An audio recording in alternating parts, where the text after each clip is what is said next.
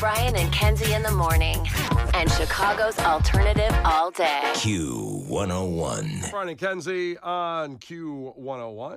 And our boys, the Double Features, who, by the way, put some amazing pictures up of their new studio on their Instagram. You got to check it out. All their guitars. It sounds like this. Ahoy! Let's go! We're waking up Chicago. Turn up the radio. It's time to start the show.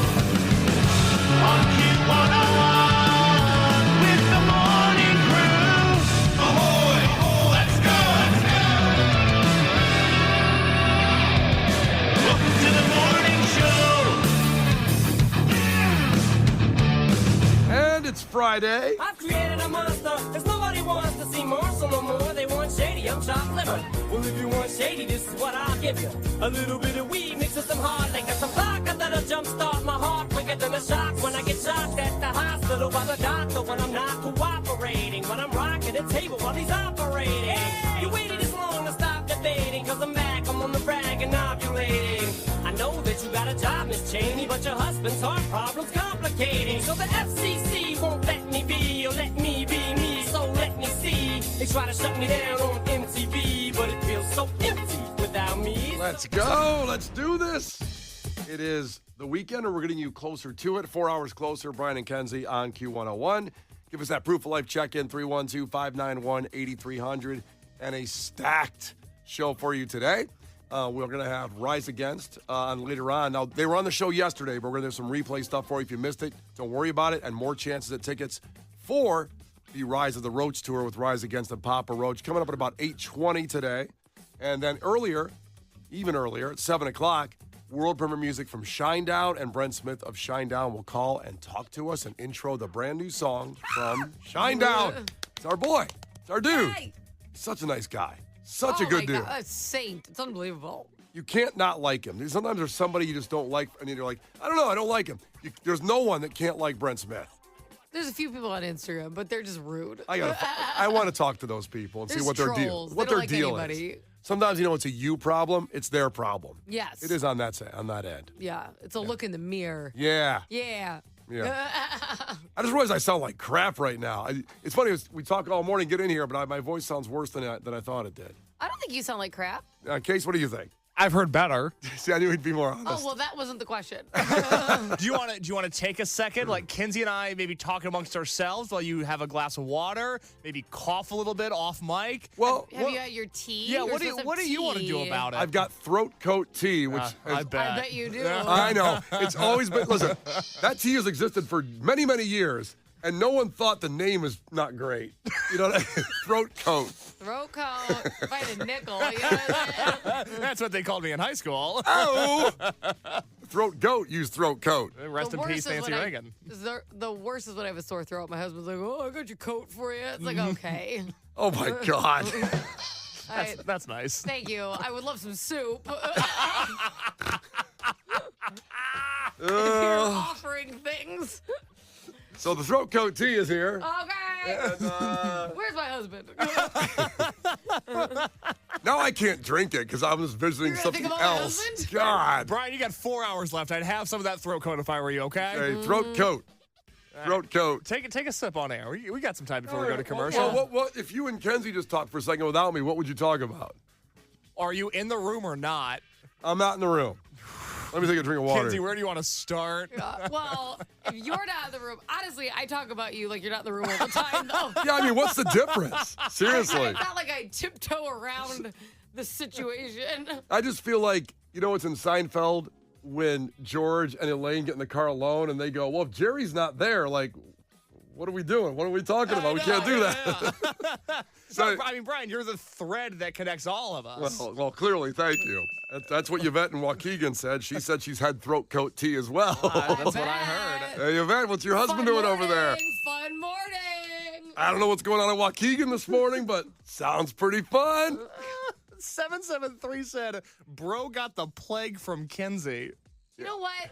That's disrespectful because But it's accurate, no, though. it's not because I don't spread things. And when I was sick, I Hold on. Stop, before you say anything. Wait. What do you mean you don't spread things? Because when I was sick, I stayed home. Unlike Brian, who came in and went, I sound awful, don't I? And then he's going to talk into my face for the next 4 hours.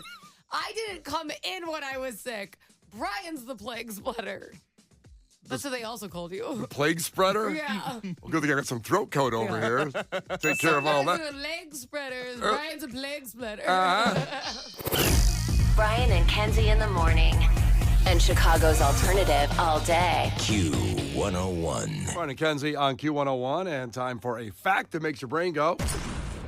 A new study of all kinds of people here in Chicago, a big study, says that people are less social now, today, when doing this than in the past 40 years. So they kind of went back and they did study. I guess they do this study all the time about how social people are in different settings, different situations.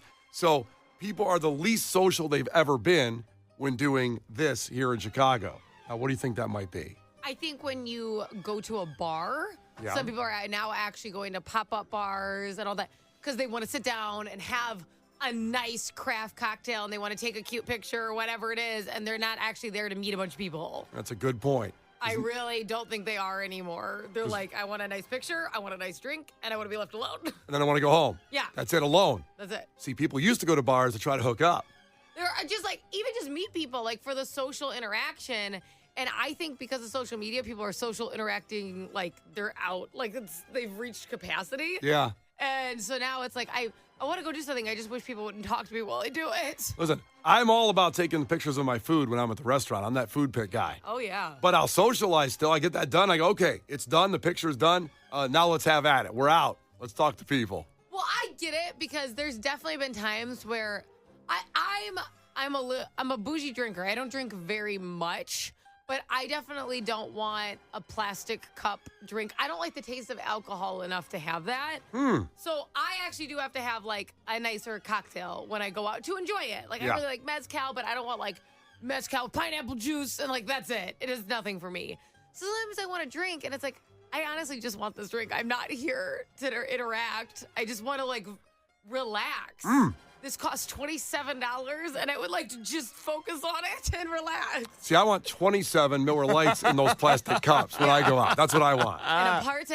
If it's a race, let's go. We're out. Yeah. Babysitter's $25 an hour. Let's go.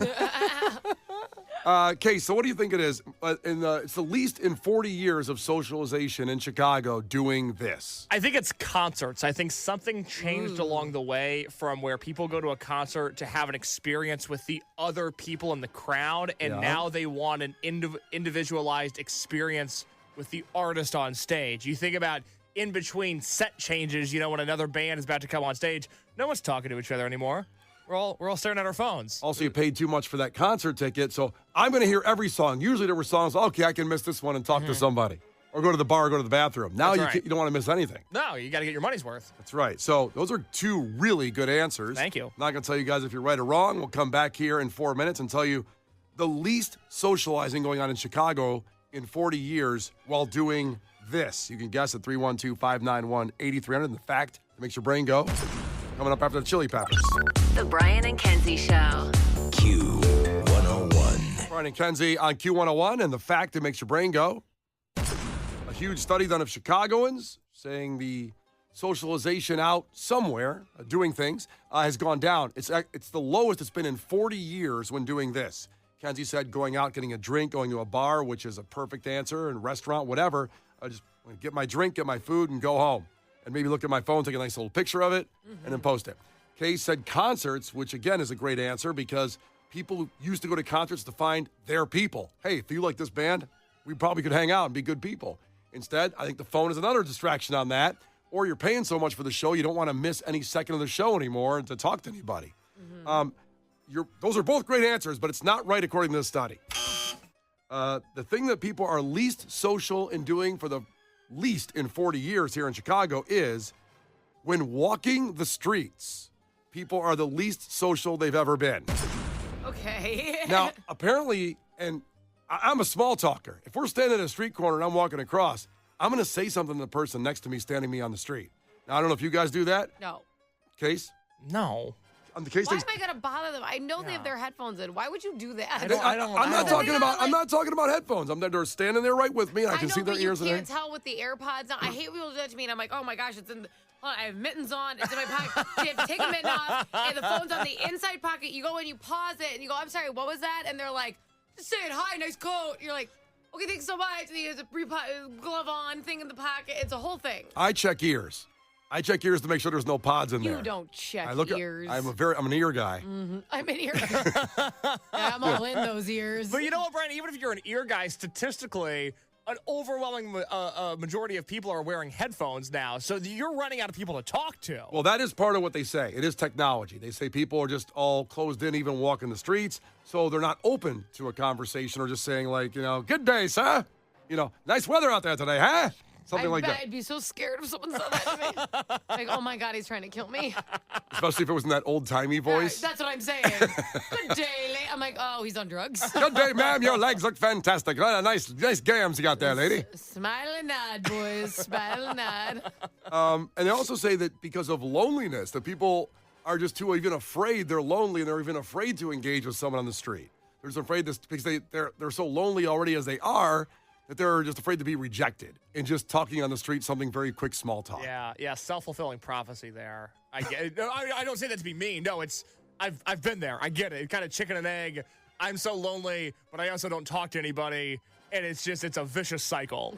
Yeah, I'm the only one, I think, that's talking to people on the streets, I think, anymore. Do you feel like you ever get a response back, or are you just talking to yourself at this point? Oh, no, people respond. I don't know what they say to me about me after they leave the situation, but I hope they say, like, well, that was nice. What street are you on? You meet all these people. Like, you drive your Rogue around. Are you just catcalling out of your window? Do you think I drive exactly everywhere and I don't get out of the car and I jump from the Rogue into the building I'm going to? Like, what do you just walk into Costco? Like, I'm trying to figure out. Oh, I talk to everybody in Costco. Oh, God. As if that's not already chaos. I might have this huge list, kids, and then there's a guy like, oh, where'd you get your coat? Well, you know what's ruined my Costco experience a little bit is the shoppers for other people, the Instacart people. Why does that affect you? Because those people are racing through Costco to their list just to get everything off the shelf and get out, and they don't want to do small talk, and they don't want to enjoy the experience of like, I wonder what's down this aisle today. They move things around here sometimes. Well, Brian, they're at work. I understand. And it ruins the experience for me. I just like talking to everybody. Everybody's in a rush. Slow down. They're at work. I get it, but I don't like it. Hey, you work slower for Brian. There's so many people shopping for other people now. I'm not a Costco guy because I don't have that kind of money. And Mariano's family over here, working class. But You understand you buy a membership and you save tons and tons of money, I don't know. All I know is that even at Mariano's, there really is a plethora of Instacart workers there, and it creates chaos. It's like people that don't follow the speed limit on the road. That's kind of what it's like shopping now. Yes. I only used Instacart one time, and I'm like, never again, because I was an ingredient short, a very, very, very important ingredient when I was about to cook for a lot of people, and I'm like, oh my gosh. I'm like, you know what? I'm going to Instacart it. I'm going to make the dessert right now, because this was not like I couldn't go to a store. And because I was ordering Instacart, I'm like, well, I'll just throw a few other things on there that I'll need for the week, right? 'Cause I'm already paying for it. I don't want to get like one vegetable, right? So, because that's what it was. I would think I was at like bell peppers or onion. It was something like a key ingredient, right? They didn't bring it. It was on the list, but didn't bring it. Wait, no, I'm saying in general, I didn't have it. Okay. Okay, so I'm like, okay, I'm going to order that, and then I'll throw a few other things on there so I don't have to go out like tomorrow too, right? Right. They brought everything except for that ingredient. Yeah. And then I'm like, I didn't need this stuff. I just added it. And I reached out to Instacart, and they're like, well, we'll just credit you back the item you didn't get. And I go, no, this is insane. What do you mean you're only going to credit me back for that? I wouldn't have sent somebody out shopping for these other items, and they would only give me a credit for that vegetable. And I go, a credit? I'm never going to use you again. I don't want a credit. How about you just give me money? And now I have like a $4 credit on Instacart, and I have a big grudge. What can we get for $4 on Instacart today? I'm just not dealing with it. Also, what'd you do with like the 72-piece bubblegum bag you bought so you could buy the bell peppers? I know. Brian and Kenzie in the morning. And Chicago's alternative all day. Q101.